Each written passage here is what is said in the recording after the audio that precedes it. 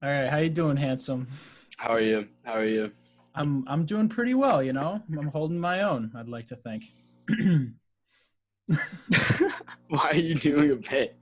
What are you talking about? Dude, we've been talking for like 7.5 minutes and then you like just changed up your whole tone. Well, dude, this is like my, like I'm presentational. Don't do a I'm persona. Don't do a Dude, persona. this isn't a persona, bro. That was such a persona.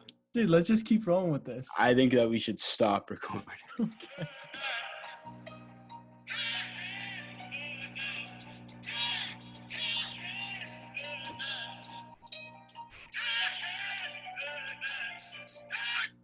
Fuck.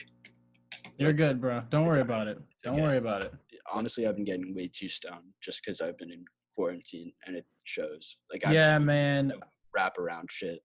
Yeah, it's actually kind of funny. I picked up a bag like I want to say like a week and a half ago. You're gonna call me a dumbass for this, and rightfully so. But basically, I was like, "Oh, I'm just gonna." Whatever, bro. I don't care. So anyway, I picked up a Q, but I'm not gonna incriminate the person that I got it from. But when I picked up the Q, I wasn't. Shut the fuck up. Anyway, when I picked it up, my dad, when I was leaving the house, because I told him I was going for a walk naturally, he told me to like put on a mask and put on glasses and all that shit. And I didn't really do that and everything. And so like when I was walking back and my dad's an older person. And so when I was walking back to the house, like I had the weed and I was like, oh shit, like what if this, just like my paranoid self started thinking like, what if this ends up like hurting him? Or like, what if I accidentally like, yeah, how guilty would you feel? Yeah, I think about that exact same thing. Yeah, exactly. So I was thinking like, dude, like the chances of like my dad catching coronavirus and like getting like deathly ill from this are super minuscule. But if it did happen, I'd never be able to forgive myself. And so then I smoked like multiple times a day for like 4 or 5 days. And then I think on like the 5th day, I got super, super stoned in the woods, like by the high school. And then I decided to walk all the way to Nahat, which is the day that I texted you. This is such, if this were like under like normal circumstances, this would be such like a degenerate story. That's true. Like if there wasn't a fucking global pandemic and you're just like getting high in the woods by the high school. Exactly. Yeah, so I was walking, and as like this is the most stoned I'd been in months. And so I was walking back from Nahat to Swampscott, and I was like, you know what? Fuck it, dude. Like, fuck it. Like, dude, if this shit kills my dad, like, I just can't live with that. And I had this like, I had already ground up half of my quarter in a and I put in like a little tin that I carried with me, and I just like. The trash cans were covered, like they were like wrapped up in a bag. Oh yeah, that's what they did. Yeah, dude, to stop people from coming here. Yeah, dude, I punched a hole in the bag and I threw the tin in there, and then when I got home, I flushed the rest of my other weed, and I was like, no more.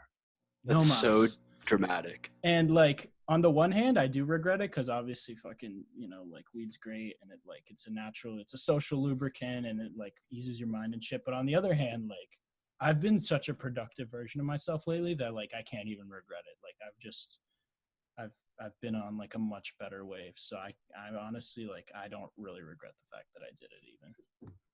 Did you learn that in school? What? Pardon my ignorance. No, that's just me being a fucking douchebag. Dude, we know. Huh? They told it like, dude, like when we were like having like any kind of discussion, like I would we were taught to preface like anything that we said with "excuse my ignorance" or "pardon my." Really? That's so funny. That's crazy. In what context would you be saying that? Like, I feel like at a culinary school, like there isn't really much of an opportunity to. A lot of my work is also in business and hospitality. Oh, okay, that's dope. So it's in just relations, but it's also like the class that I learned that in is called professionalism and life skills. Oh, okay, cool. And it's just like how you present yourself and like the way that like you like what you I don't know, it's like is it as general as you're describing it to be, or is it still like focused in terms of like the conventions of the food industry? everything that we do is focused in the conventions. Right. Of the I'd food figure. industry. Yeah. Gastronomy was the coolest class that we took, dude. My teacher was a fucking archaeologist. They were a archaeologist couple, like a married couple, and the man in the relationship, fucking substituted in our class one time, and he taught us with a fucking Harry Potter like wizard wand, and he had like, dude, do you remember that guy in high school? I don't know if this is a fever dream, but I swear to God this is real, but I might be fucking wrong. Dude, I swear to God, there's like a time traveler in our school. I know that Are you talking about the robotics teacher, the old robotics teacher? Yes. The guy that would, dude, that guy was such a character. Like, I'm not like calling anyone out or anything, but like. Oh no, I didn't say anything negative about him. Yeah. I just swag. I always thought it was a really funny combination how he would come in dressed like Shakespeare era, but he drove like the newest Hummer. That's steampunk. Dude, I think that he was just a cosplayer. I read into it a little bit more, like after like we talked about it. Like, yeah. No, but like I genuinely, like when I first looked it up, I really thought that it was like something. I thought that it was something sinister. Not sinister. Or sexual. Sinisterly sexual. I mean, anything can be sinisterly sexual if you put your mind to it, as far as I'm concerned. I thought that it was something depraved. I mean, because like my dad would agree with you. My understanding was that it was like cogs and machines. I mean, that's part of it. But why would that be sinister? Think about it. A cog or a machine up your butt. Well, full of hot steam, powering like you. I think we've gone off the rails a little bit because I think steampunk but steampunk in most contexts is not inherently sexual. I mean, you can make it sexual. I didn't know. That's what I'm saying. Gotcha. That's like an actual pardon my ignorance moment. But I thought it was like, no, that's such a bad line of like, the path that I'm going down is just going to get me in trouble. I don't think there's a steampunk community out there waiting for some guy to hop on a podcast and fucking. No, because I might say some depraved shit. So let me just like cut my losses right now. Like. Okay, fair enough. I mean, I'm not gonna like. I'm not gonna enable you or anything. No. I'm saying like. Tell me more. Yeah, don't gaslight me, dude. No, I was gonna say like what I want to say is I don't think that anything like anyone does like sexually is like depraved unless it's like actually like, I mean there's obviously like some things that like go without saying like, but if you like want to like, if it's like some like furries like waifus, do you know what that is? You mean waifus? Yeah, sorry, I've only seen it. I learned about that like literally the other day. Fair enough. I mean, yeah, that's my stance. I don't think anything like that is like weird or, I mean, I'm not judging, like, is what I mean to say. Like, I'm into some weird shit. Here's my stance. It's like love is love, and whatever I mean, obviously, like within reason, love is love, like whatever you're into, you're into. Yeah. But I might say some off the cuff shit. Not off the cuff. I mean, like, what's the word? Some problematic shit.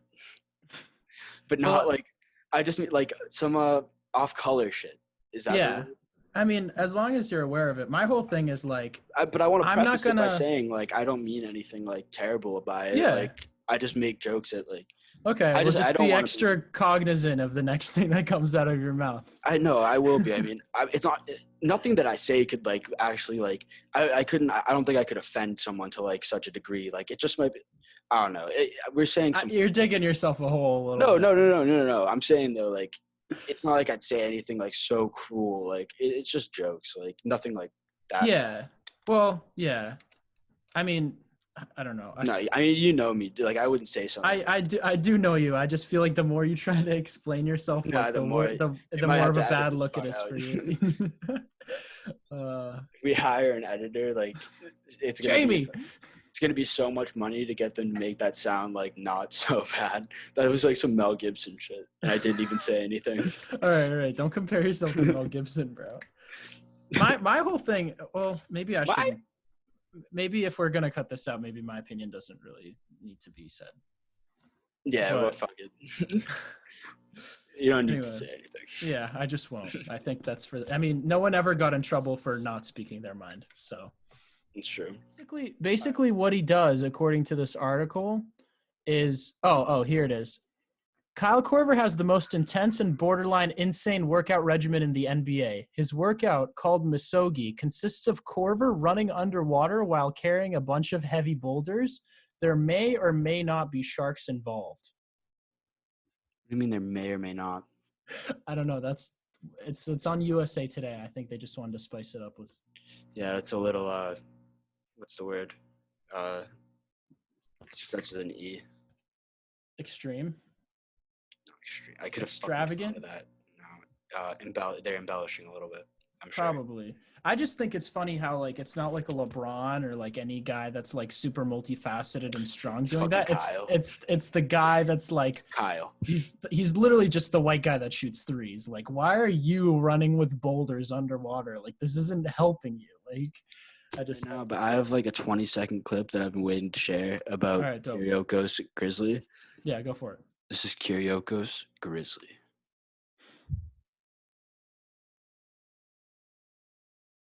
Can you hear this? I can't hear it, but I can see it. Well, the audio is like the whole thing. What is he like? He's so loud. Are we talking like Joey Diaz or? No. That's Kyriakos Grizzly, dude. He might be the strongest guy in the world. He's a beast. I'm trying to get like him. I'm trying to put on like, I don't know if you can tell. I don't know if you have the body type to like you could build muscle for the rest of your life, and it's like I'm not even like hating or anything, dude. Like you have to be born like fat, I think, to like you have to be born fat and then pack on muscle. Bro. I'm trying to like, and maybe fat isn't the right word, but I'm trying to get like, I'm trying to put on like 100 pounds. Of like pure muscle. I don't care. I'm dirty bulking right now is what I'm trying to do. But it doesn't really work. I don't know if, dude, I feel like my metabolism's mad fast. Dude, it's going to come with age. Like everyone's metabolism slows down. Like when have you seen like the amount of like super, super skinny 55-year-olds is like staggeringly low. Like there are some for sure, but like. Yeah, but I just, all right, hear me out. I do want to be like large, but like muscle wise, but not okay. Like I don't want to be super toned though. No, I don't want to be super toned. Like I just. So you want to have like a nice like dad bod? I want no. Why would I want a dad bod? I want to be built like a small rhinoceros. Like a. I know what you mean. Like a miniature ox. You don't have the body type for that. There's no one who's ever achieved that who's started out looking like you. Like, hear me out. I stand up out of my chair and it hardly makes a difference. Like, you can see it from my frame. Like, yeah, like I'm mad skinny, but my chest is also getting bigger just from doing like the little shit. No, for sure. And I think you have a lot of potential. I put on mad weight too. Like just from like probably the last time that you saw me, I mean, you know me, like I fucking have like that like stomach issue. Yeah, you're not hearing me though. Like it's not, you can, well, you can put on, dude, you can put on muscle and you can like get really muscular and like look great. You're not gonna be like this big round, like hulking, like guy, like that's just, I want to be rotund. Like I want to look like a barrel, like a keg. That's genetic. That's genetic. Dude, so I'm just, all right, hear me out. Like I got fucked in the game of life then. Like this is because I don't think that's a desirable body type. I mean, like power to anyone who has that body type. I don't think it's something you should aspire to as a skinny person. Whatsoever. Huh? I have no intimidation factor whatsoever. I'm small and I'm like thin. Like that's why I want to be like at least wide, because then it's like, oh, then I can be like at least like some kind of like a beast. If I get just like wicked toned, like I'll look like fucking stupid, dude. I'll look like I'm like trying to compensate for something, which I am. But not like that. You can definitely put on muscle. Well, as far as the verticality factor goes, I think that ship. The hell is verticality? It took me a minute, and then I just like thought of it in my head. It's like, take 3 words off the end. fucking yeah, I know that ship has sailed. But in terms of the like you can take your like medium large bicep and make it extra large. Like you can do that, and you can do that to every like body part of your like, I mean, every muscular group of your body. But in terms of like the general build, you don't have the body structure to be built like a small rhinoceros. Like that's just like you're not gonna look like Joe Rogan. Like that's just, it's not gonna, like, you can't, like, that would be pretty dope. It's not even like to put it like that. It's just like I don't want to hurt anyone's feelings, because that's never my fucking intention. Like that's not. Yeah, and I know you well, and I know that that's true. Like you can I just be say abrasive at times, but it's just like you have. I'm trying to be like flair. absurd sometimes too. Yeah, like, you have a flair that I like to. I admire, and occasionally it's misplaced, but I think it's always well intentioned. I just like to. I like to say like I just like to ruffle feathers. I don't know. I think that's funny. Too. I think it's funny. I like to ruffle feathers too, but not at anyone's like expense. Yeah. I mean, at someone's expense, but not in like my intention isn't to fucking hurt them. It's to make someone laugh. Yeah. And hopefully you can laugh too. I mean, right.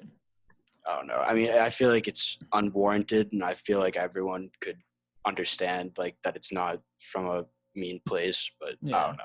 Like, I mean, my whole thing is there's two things that I think are really important with that kind, because I think people like you, in terms of like ruffling feathers and wanting to, you know, be a little provocative, I think, you know, society needs those kinds of people. I think it's crucial for us to have people like that. But I think the people that are most successful and that get away with that stuff, they keep two things in mind. First of all, like, they can take whatever they dish out. You know what I mean? I think that's something really critical. And then the second thing, which, I mean, I'm also a bit of a provocative character on occasion, and I've really struggled with this lately, which is why I've kind of strayed away from being provocative, because I've learned that I'm just god awful at this. And it's knowing your crowd. I really suck at knowing my crowd. That, and the thing about this is, like, you know, like, act accordingly in whatever situation you're in. Like, it's definitely situational. Like, you'll say something that's like way more like fucked up in front of like one other person, but this is going out, anyone can see this. So I think that's important to keep in mind when we say anything. But the thing is, the people that are most successful at it are good at it. And there's a bit, like, if you can tell, like, if a joke doesn't land and it's a bad joke, like it's a joke that's like trying to be provocative and it's just bad, then that's like pretty fucked. Like, then it's like, then you're just saying something awful for, you know that, like, was definitely like 8th grade Zatkowski. Yo, honestly though, wait, was that 8th grade? Yeah. She hit me with a fucking sandal. 7th. She hit me in the back of the head with a sandal frequently, bro. Did she really? Dude, fucking Hank grabbed my tongue in the middle of class. Like, he was like, yo, stick your tongue out. So I was like, all right. And he fucking yanked. And he was like, yoink. And Ms. Zat saw it and sent me out to the hallway and hit me with the sandal. Like, that's dude, so I popped off. Like, that was probably like when like I started getting mad and like aggressive. 7th grade, bro. Because like that, like, what the fuck is that? Like, I got grabbed. I was assaulted, and then he gets a slap on the wrist, and I'm forced to sit outside of the class. Like, that's fucked. Like some kind of fucking asshole. You forced me to sit outside of the class. Do you know how embarrassing that is? I'm just sitting there. I know from personal experience how embarrassing that is. Someone gets the bathroom pass, they walk out the door, and they can't talk to you, so they just look at you, like, giving you like a sorry ass look, but they can't say anything because the teacher will yell at them. What kind of shit was that, bro? Why did we have to grow up in such a fucking punitive, like, dude, the Swampscott school system, it was so all it was all tattletales and like enforcing like these arbitrary rules. No, that's definitely for sure. That's something that was going on. Like, that's I remember you being in my class. I have this funny memory. It was like, what was it? I think we were talking about like if like I was trying to say that like I could theoretically pull girls. And you're like, nah. And you're like, it's not only your looks, but it's also like your general demeanor and the way you talk. And I'm like, bro, I'm not even like that bad looking or whatever. And you're like, listen. I remember you saying this exact phrase. You're like, I'm not much of a looker, but at least I can make them laugh. I Yeah, I stressed guess you're right. That's mad funny. I Were thought you in Miss singling me out. Montero's class? No, never. Dude, I kicked the, you know those like hanging lights, like in like, Yeah. dude, they're like long, like Yeah. I know exactly the lights you're talking about. Dude, I kicked one of them. Do you know how high that is? I literally that was my highest vert of all time, easily. Like it's so extraordinary, and I'm not making it up because I'll never claim that I can jump that high again. On It was some just a professional NFL kicker shit. dude. It was like a perfect combo of me getting my weight off the ground and then the extension of the leg. It was perfect. It was fucking golden. Dude, I remember you were in my freshman year gym class, and you'd always I punch kicked me you in the locker room. back that You'd time. be like, no, but you'd always be like, whoopah, whoopah. Dude, it was mad funny, bro. I mean, I definitely was not laughing. I forgot about that noise. Wait, it was like, whoop-ah! Whoop! Whoop-ah! Whoopah! Whoop-ah! Yeah, you know that sounds like. Dude, I have PTSD from that fucking noise, bro. Whoop-ah! It's if I hear them, I'm like, fuck. wait, go when I do it, get fucking blown away. Okay. This is ridiculous.